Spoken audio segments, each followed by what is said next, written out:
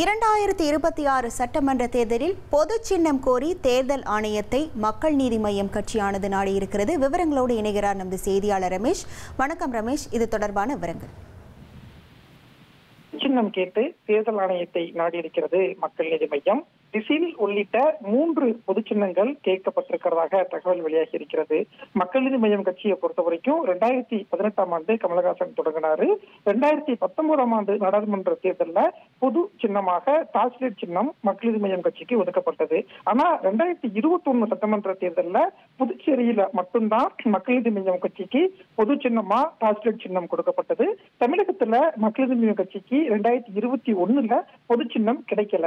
ஆனா 2026 சட்டமன்ற தேர்தலில் பொது சின்னம் கேட்டு பெறுவதில் மக்கள் நீதி மய்யம் கட்சி முடிவு செஞ்சிருக்கிறாங்க. அதற்கான நடவடிக்கையில தான் இப்போ இறங்கியிருக்கிறாங்க. தேர்தல் ஆணையத்தை நாடிருக்கக்கூடிய மக்கள் நீதி மய்யம் பொது சின்னமா எங்களுக்கு விசில் உள்ளிட்ட 3 சின்னங்களை ஒதுக்கணும் அப்படின்னு சொல்லியிருக்காங்க.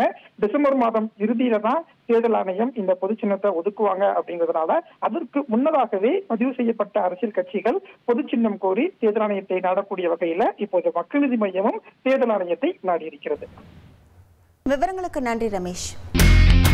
இனி செல்லும் இடமெல்லாம் செய்தி.